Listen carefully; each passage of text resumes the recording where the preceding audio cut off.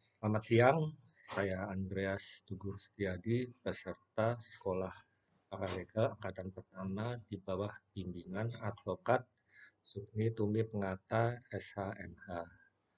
Saya akan menyampaikan tugas pertemuan kelima tanggal 8 Juni 2024, sesi pertama tentang paralegal gugatan tata usaha negara. Eh, Meski tidak sama dengan advokat, kedudukan paralegal dalam pemberian bantuan hukum berfungsi sebagai jembatan bagi masyarakat dengan advokat dan aparat penegak hukum.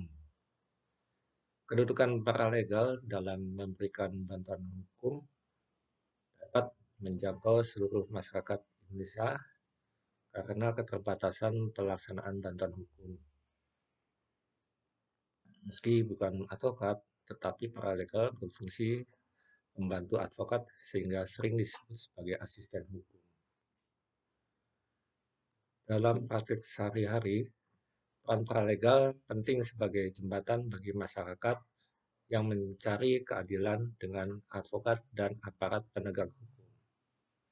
Dan dalam hal ini, Menteri Hukum dan HAM Indonesia juga telah menerbitkan Permen-Kumham Nomor 3 Tahun 2021 tentang paralegal dalam pemberian bantuan hukum, bahwa peraturan ini berlaku bagi paralegal yang tergabung dalam pemberi bantuan hukum.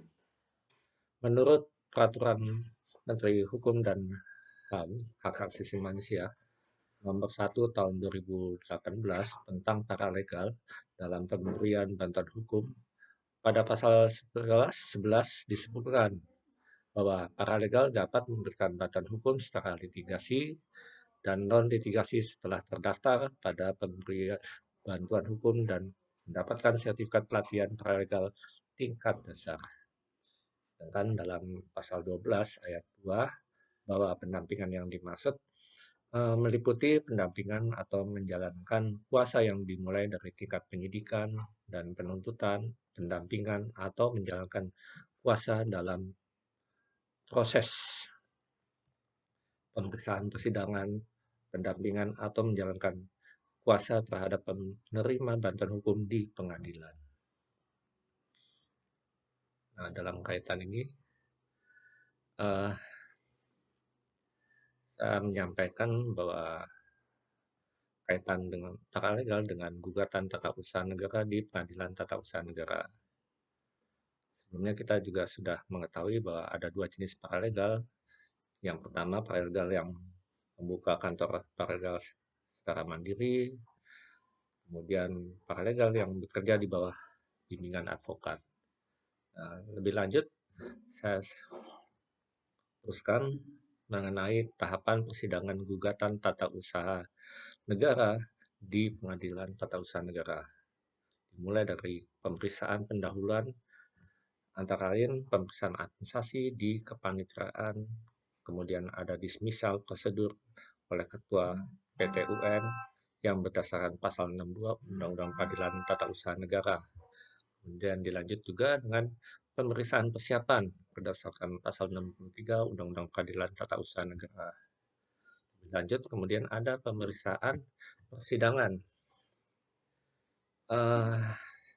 Tahap-tahapnya merupakan tahap yang sudah diatur sedemikian rupa berupa pembacaan gugatan sesuai dengan pasal 74 ayat 1 Undang-Undang Peradilan Tata Usaha Negara. Kemudian ada pembacaan jawaban berdasarkan pasal 74 ayat 1 Undang-Undang Peradilan Tata Usaha Negara.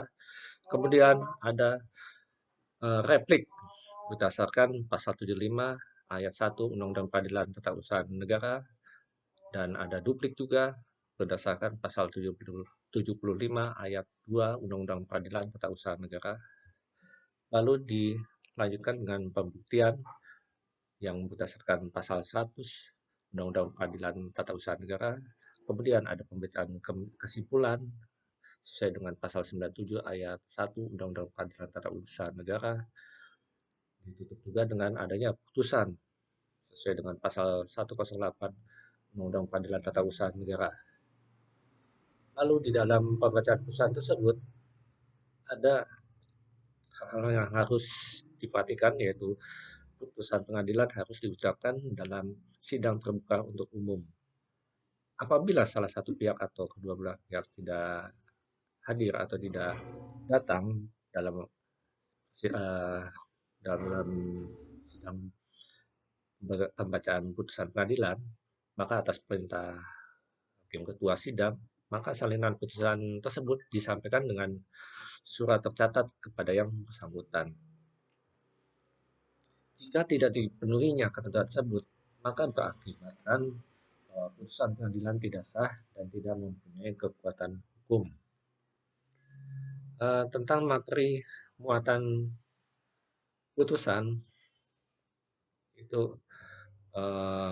sesuai dengan pasal 109 Undang-Undang Peradilan Tata Usaha Negara itu berisi tentang kepala putusan yang berbunyi demi keadilan berdasarkan ketuhanan yang Maha Esa di atas.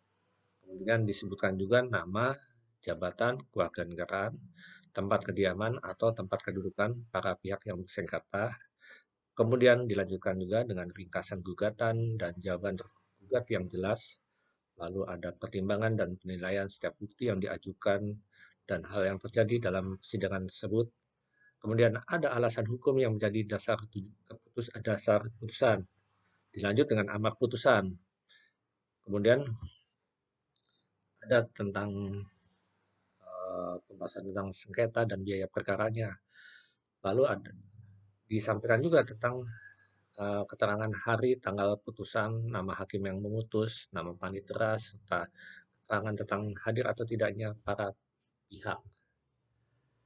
Uh, Mengenai amar putusan berdasarkan pasal 97 ayat 7 Undang-Undang Peradilan Tata Usaha Negara itu berisi tentang mengenai gugatan yang ditolak atau gugatan yang dikabulkan, termasuk juga ada gugatan yang tidak diterima, lalu ada gugatan yang gugur. Kemudian dilanjutkan lagi ada amar tambahan dalam putusan peradilan tata usaha negara atau PATUN berdasarkan pasal 97 ayat 8 dan 9 Undang-Undang Peradilan Tata Usaha Negara. Nah, di sini ada hal-hal yang harus diperhatikan, yaitu dalam hal gugatan dikabulkan, maka dalam putusan pengadilan tersebut dapat ditetapkan kewajiban yang harus dilakukan oleh badan atau pejabat tata usaha negara yang mengeluarkan keputusan tata usaha negara berupa pencabutan keputusan tata usaha negara yang bersangkutan, kemudian pencabutan keputusan tata usaha negara yang bersangkutan dan menerbitkan keputusan tata usaha negara yang baru. Nah, penerbitan keputusan tata usaha negara dalam hal gugatan atas pejabat tata usaha negara tidak tidak mengenal tidak mengeluarkan keputusan tata usaha negara tersebut berdasarkan VD pasal 3 Undang-Undang Peradilan Tata Usaha Negara.